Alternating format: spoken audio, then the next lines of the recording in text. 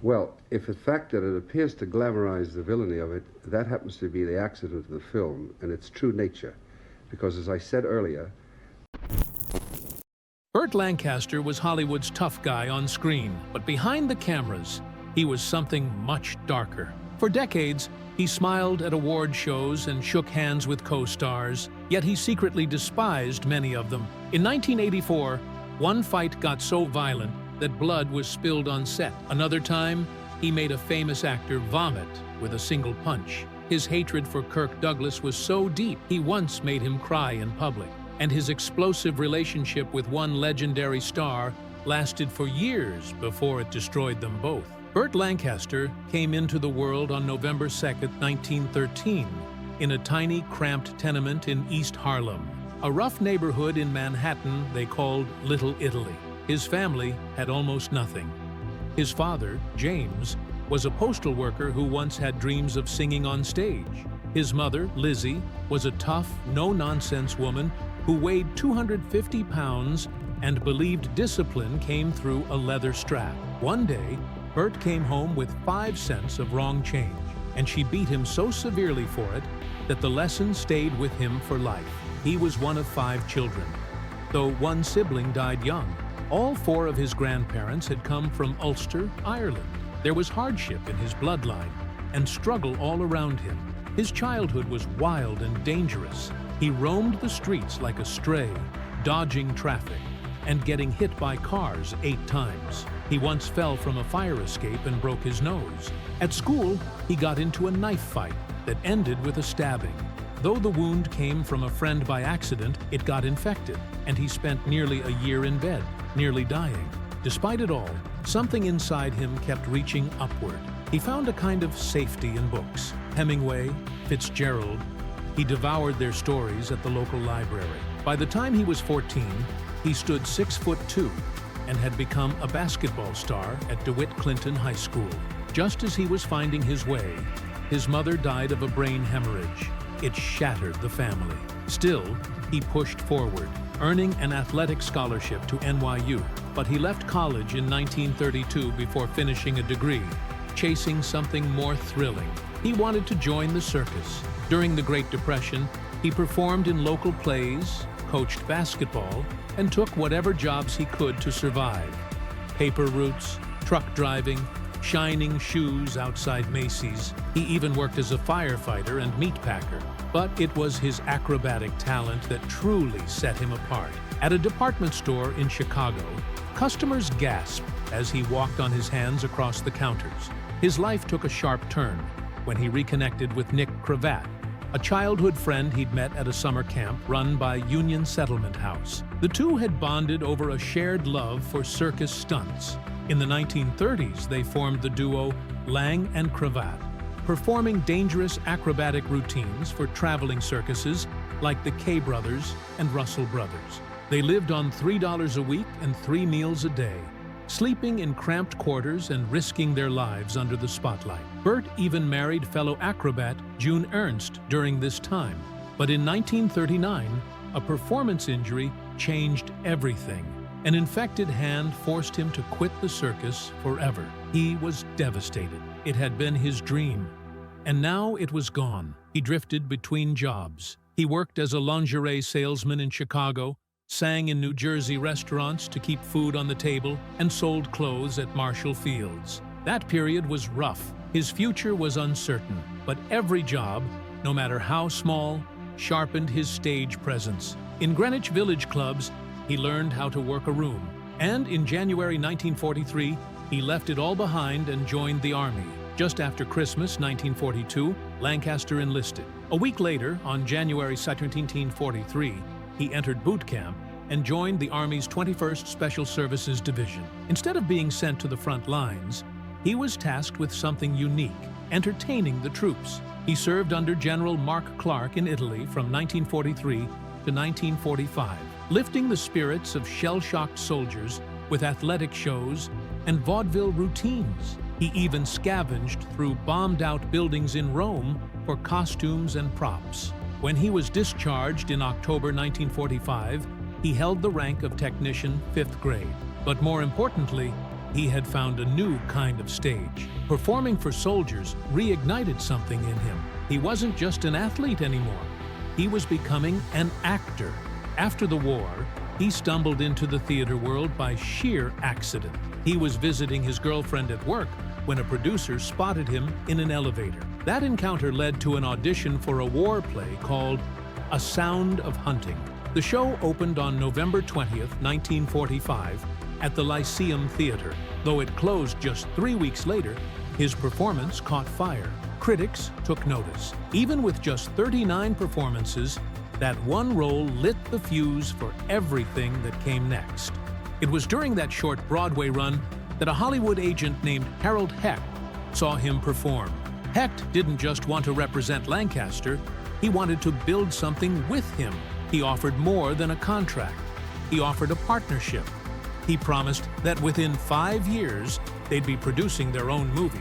That kind of deal was unheard of, but it was exactly what Lancaster had been waiting for. Through Hecht, he met producer Hal Wallace, who signed him to an 8-film deal. But it wasn't exclusive. Lancaster kept his freedom, and that deal would shape his entire Hollywood future. In 1946, he got his big break on screen. His first film to release was The Killers, based on Hemingway's short story. He played Ole Anderson, a boxer turned criminal who knows he's about to be killed and doesn't even try to run. It was haunting, subtle, powerful. The film was a hit and earned 4 Oscar nominations. Hemingway himself, who usually hated Hollywood adaptations of his work, actually approved. The film launched Lancaster into stardom overnight and launched Ava Gardner too. 1 film, 2 stars. And Hollywood had just been redefined. The next year, in 1947, Lancaster took on Brute Force, playing a prison inmate named Joe Collins, whose girlfriend was dying of cancer. The prison was run like a Nazi camp, and the final escape sequence was so intense it shocked audiences. It was inspired by the real-life Battle of Alcatraz from 1946. The violence was unlike anything people had seen. Lancaster's intensity was raw and unforgettable. His eyes burned with something real. Also in 1947, Desert Fury hit theaters.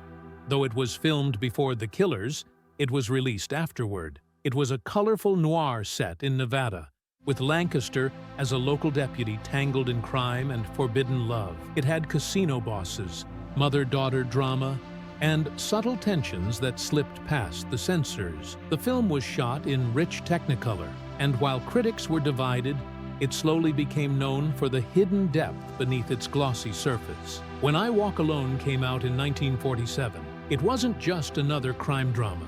It was the beginning of a partnership that would spark one of Hollywood's most talked-about rivalries. Burt Lancaster played a bootlegger fresh out of prison after 14 years, and Kirk Douglas was his old friend who'd betrayed him and moved on to a glamorous life. That tension on screen? It wasn't acting. Lancaster stood tall at 6'2", and Douglas, nearly a head shorter, hated being reminded of it. Their relationship was loud, combative, and often painful. Douglas even admitted they fought constantly, but still managed to work together. At one public event, Lancaster teased Douglas so cruelly about his height that Douglas left in tears. Years later, Lancaster would say, "Kirk would be the first to admit he's difficult, and I'd be the second." In 1948, Lancaster took a turn in All My Sons, playing the son of a man hiding deep wartime secrets. The film, based on Arthur Miller's 1946 play, dived into guilt, war, and the cost of looking the other way. His character had to face the truth about a father who sold faulty airplane parts that led to soldiers' deaths. The drama was heavy, the budget was big, $2 million at the time, and Lancaster's performance added moral weight to a story that mirrored the trauma still hanging over post-war America. The next year, Criss Cross landed him in the middle of a violent love triangle in downtown Los Angeles. He played a man chasing a lost love, who just happened to be with a gangster now. The city itself became a character in the film, with scenes shot around Bunker Hill and Union Station. But the film nearly didn't happen. Just before filming, the producer Mark Hellinger died of a heart attack. Lancaster wanted out, but his contract dragged him back in. What followed was a story soaked in betrayal, obsession, and the shadows of noir. Then came something completely different. In The Flame and the Arrow in 1950, Lancaster finally got to show the world what he could really do. Before Hollywood, he'd been a circus acrobat, and now he was flying across screens as a swashbuckling rebel in 12th century Italy. He performed every stunt himself, even doing public demonstrations to prove it. His old circus partner, Nick Cravat, played his silent sidekick. Silent only because his Brooklyn accent would have broken the illusion. But the production wasn't all fun. A stuntman named Duke Green fell during a failed rig, broke his neck, and never worked again. The movie made money, but the cost behind the scenes was brutal. Later that same year, Lancaster switched gears for Mr. 880, where he played a Secret Service agent tracking down the most harmless criminal imaginable, an old man who printed fake $1 bills to make ends meet. The real man behind the story had fought in World War I and lived in poverty, using counterfeit bills to survive on less than what the government would have spent housing him. He never got rich, and when caught, he was sentenced to just over a year, only 4 months with parole. The film blended drama with strange sympathy, and Lancaster brought charm and grit to a story rooted in moral gray. But 1948 was also the year he decided to stop being just another actor taking orders. That July, he and his agent Harold Hecht formed Norma Productions, named after Lancaster's wife. Their first film, Kiss the Blood Off My Hands, wasn't just a title you couldn't forget. It was his way of taking back control. He fought with the studio, directed some scenes himself without credit, and pushed for creative freedom. The film barely made a profit, but it marked the beginning of a much riskier journey. He was no longer just a star. He was a man willing to put his own money on the line for independence. Then came The Crimson Pirate, a spiritual successor to his earlier acrobatic adventures. While details of the set accidents weren't widely published, people remembered The Flame and the Arrow and the cost it took. Lancaster never stopped pushing himself. He brought back Nick Cravat, and together they turned the film into one of the most thrilling, dangerous pirate spectacles ever made. It was fun, fast, and made money, but the work behind it was always brutal, and the danger always real.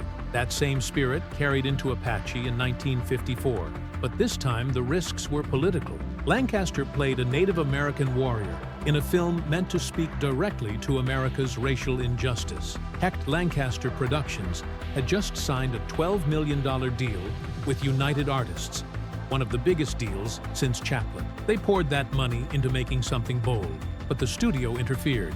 Lancaster and director Robert Aldrich wanted a tragic ending, something true to history. Maasai shot in the back as he tried to find peace. United Artists said no. They demanded a happy ending. Lancaster hated it. So did Aldrich. But the moment was lost, and it haunted them both. Even so, the film dared to say something loud at a time when most films stayed quiet. In 1955, Lancaster believed he was ready to direct. He took on The Kentuckian, a Technicolor frontier epic with him both in front of and behind the camera. He even thought he'd leave acting behind. But directing turned out to be much harder than he imagined. He wasn't sure how to manage himself, and it showed. Scenes jumped with no logic. Storylines disappeared, and the film came out awkward and uneven. Critics were harsh. The dream of becoming a director ended right there. A single film into what he thought would be a new life. But then, in 1956, he found his rhythm again. Trapeze wasn't just a movie. It was a return to everything that made him who he was. At 43, he climbed back onto the ropes, performed aerial stunts that no studio would allow today, and refused to use doubles. He was playing a broken man who had once mastered the impossible, the triple somersault, and whose career ended from pushing too far. The role mirrored his own story. Before Hollywood, he had suffered a real injury in 1939 that ended his circus life. Now, he was back in the air, risking his body again.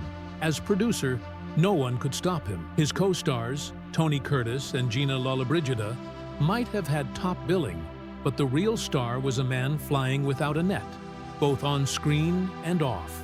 And this time, it worked. The film was a hit. His gamble paid off. When Burt Lancaster stepped into the role of Elmer Gantry in 1960, he didn't just act, he transformed. The novel opened with 5 simple words. Elmer Gantry was drunk. And Lancaster took that line so seriously that he arrived on set actually drunk, staggering into a crucial sermon scene with slurred intensity.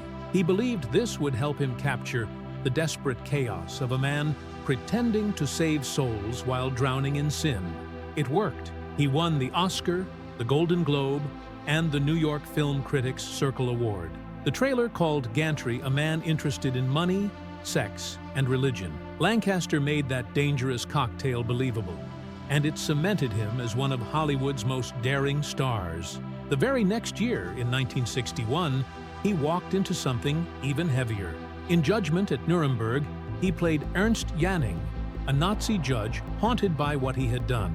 But behind the scenes, it wasn't just the role that caused tension.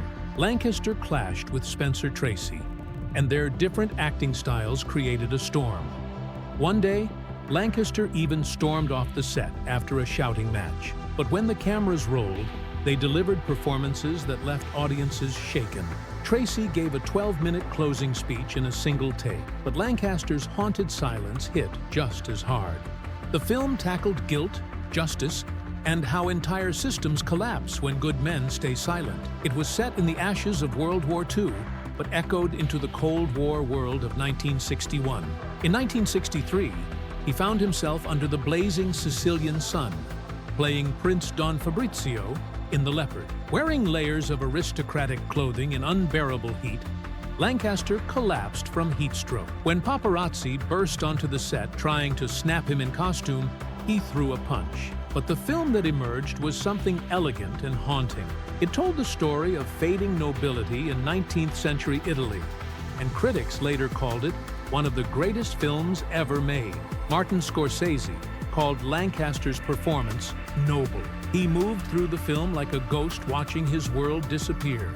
Then, in 1964, came 7 Days in May, where Lancaster became General James Mattoon Scott, a man ready to topple the government in a military coup. The role was risky. It directly criticized McCarthyism, and Lancaster refused to soften the message. He knew what he was doing. He delayed the release after Kennedy's assassination, saying it would be in bad taste. The studio hated the delays, but Lancaster didn't back down. Director John Frankenheimer had once sworn never to work with him again, but this time called the collaboration one of his best. The film was a tense warning about power, loyalty, and how democracy can die in plain sight. By 1970, Lancaster was starring in Airport, where the tension wasn't just in the script. During production, a real-life airplane emergency forced a full set evacuation. The panic was so real, the director wrote it into the film.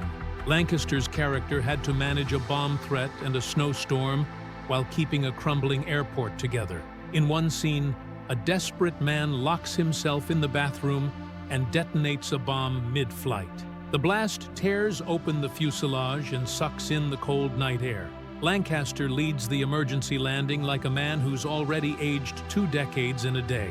The film became a box office giant and helped launch the entire disaster movie genre. In 1973, Lancaster tried something he hadn't done in almost 20 years. He directed again. The Midnight Man was his passion project. He co-wrote it, co-directed it, produced it, and starred as a former convict working as a security guard caught in a murder mystery. It was filmed in South Carolina starting in February 1973 and premiered in March 1974. But he later admitted it wasn't his best. Still, it marked the debut of Catherine Bach and showed Lancaster was still willing to bet on himself, even when it was risky. But the real comeback came in 1980. At 66 years old, he played Lou Pascal in Atlantic City, an aging gangster clinging to lost dreams. He watched Susan Sarandon's character bathe in lemon juice to wash off oyster bar smells, and somehow made it heartbreaking. The role was deeply personal. Lancaster was aging too. The film was shot in late 1979 and won the Golden Lion at Venice. It was nominated in all 5 major Oscar categories and secured Lancaster his 4th nomination for Best Actor. It was such a perfect role, the Library of Congress preserved the film in 2003. This wasn't just acting. This was a man staring at his own fading reflection and not looking away. Even in his late 60s, Lancaster wasn't slowing down. In 1982, he went to the Scottish Highlands to shoot Local Hero, playing a billionaire obsessed with stars. He endured the bitter cold, the wind, and the long days without complaint. His role was odd and humorous, far from his usual persona, but he gave it his full weight. The film became a beloved British classic, and it proved that even now, Lancaster could still surprise people. His last major role came in 1989 with Field of Dreams. He was 75 and frail, but when he played Moonlight Graham, the old doctor who had once dreamed of being a ball player, something beautiful happened. The role let him speak to every man who had ever aged out of their dreams. The film was a hit, and Lancaster's soft-spoken performance touched millions, but life was catching up. On November 30th, 1990, he suffered a stroke that took away his speech and mobility. He'd had heart surgery back in 1983, and now the final curtain was drawing near. Still, in 1991, he found the strength for one last performance. He played lawyer John W. Davis in Separate but Equal, a man who had argued to preserve segregation in the 1954 Brown versus Board case. Even with slurred speech and weakness from his stroke, Lancaster delivered his lines with defiant strength. He stood opposite Sidney Poitier, who played Thurgood Marshall in a dramatization of one of the most important legal battles in American history. The miniseries won awards, and Lancaster's role was praised for its quiet intensity. Burt Lancaster's personal life was never as polished as the characters he played. Before the fame, back in 1935, he married June Ernst, a circus aerialist. At the time, he was still an acrobat himself, traveling with her across small towns, living a life of constant motion. Their connection was real in the beginning, but the strain of touring wore them down. There were arguments, and her drinking made things worse. No one can agree on when the marriage truly ended. Some say 1936, some 1940. Others say it dragged on until 1946. But what's clear is that the relationship crumbled as Lancaster tried to leave the circus behind and chase a career in acting. His life was changing fast, but his marriage couldn't keep up. In 1946, the same year his divorce was finally finalized, he married Norma Anderson. She wasn't part of show business. She was a stenographer who had volunteered for a USO tour to entertain American troops. Together, they had 5 children. On paper, it looked like a stable family, and in some ways it was. Both Burt and Norma were deeply committed to civil rights. They even hosted a fundraiser for Martin Luther King Jr. in 1963. But behind the scenes, the marriage was slowly falling apart. Burt couldn't stay faithful. In 1949, while Norma was pregnant with their 3rd child, he began a public affair with Shelley Winters. She stayed with him for a while, but when Norma became pregnant again, Shelley burned every photo she had of him. Burt kept working non-stop, and over time, the distance between him and Norma became permanent. They separated in 1966, then divorced quietly in 1969 after 23 years. But Burt's secrets didn't end there. Later in life, he reportedly admitted to close friends that he had romantic relationships with men too, something that would have destroyed his career if it came out at the time. Biographers say he had experimental relationships in the 1940s and 50s, even with stars like Cary Grant, Rock Hudson, and Marlon Brando. With Cary, it started at an industry party. With Rock, it was something quieter, filled with admiration. But with Brando, it was explosive. They were drawn to each other, clashed constantly, but neither could pull away. Burt once said Brando could undo him with just a look. That relationship lasted for years before it finally fell apart. By 1980, Burt's body started breaking down. A routine gallbladder surgery almost killed him due to advanced atherosclerosis. After 2 smaller heart attacks, he underwent a dangerous quadruple bypass in 1983. He was 69 and barely survived the 7-hour surgery. But just 6 months later, he was back on set filming Little Treasure. Even in a weakened state, he refused to slow down. In 1988, he still had enough energy to show up at a congressional hearing, standing beside Jimmy Stewart and Ginger Rogers to protest the colorization of old black and white films. But the industry had started moving on. That same year, Columbia Pictures rejected him for the lead role in Old Gringo because insurance companies wouldn't cover him. The role went to Gregory Peck. That was the moment everyone realized Burt Lancaster's time on screen was nearly over. Then came the final blow. On November 30th, 1990, while visiting a friend at a center for Alzheimer's patients in Long Beach, he suffered a major stroke. It hit fast. He collapsed just before noon and was rushed to the hospital. He survived, but was left partly paralyzed and had trouble speaking. It ended his career completely. From that point on, he withdrew from public life. Even close friends like Kirk Douglas were turned away. He stayed alone in his Century City apartment for nearly 4 years, until he passed away from a third heart attack at 4:50 a.m. on October 20th, 1994. His friendship, or rivalry, with Kirk Douglas was one of the strangest parts of his story. They first worked together in 1947 in I Walk Alone, and even then things were complicated. Kirk once said they argued, fought, talked, and made up constantly. Burt joked that Kirk was hard to deal with, and he'd be the first to admit it.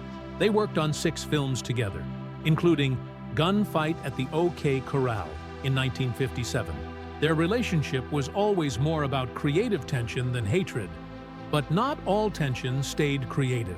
In 1984, while filming Little Treasure, Lancaster and Margot Kidder got into a brutal fight during rehearsal. The scene was emotional. She shoved him to demonstrate how she wanted it played, and he slapped her across the face, twice. She fought back. They hit each other until they both fell to the floor. Crew members pulled them apart. Kidder was bleeding from the head. Lancaster's lip was split.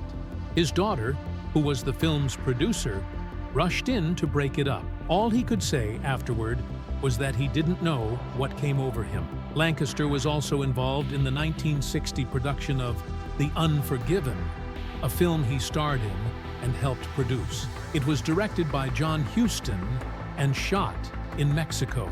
The shoot had plenty of problems, especially around the film's focus on racism against Native Americans, a risky topic at the time. There were rumors that Lancaster tried to sabotage Huston's vision. Even a bizarre story about him dropping ping pong balls during Huston's golf game, but none of that has ever been confirmed. Other stories, however, were confirmed. While filming with Jack Palance, things turned physical. During a fight scene, Palance, known for his raw and intense acting, suddenly punched Lancaster for real. Burt wasn't expecting it. He retaliated with a punch to the gut that made Palance vomit. They finished the scene, but everyone on set knew that was no act. In 1971, Lancaster worked with director Michael Winner on Lawman, a gritty western about justice and moral lines. The film was powerful, and Lancaster loved the role, but rumors later claimed that Lancaster clashed violently with Winner on set, even trying to harm him. Those claims were never proven, and Winner never publicly confirmed them before his death in 2013.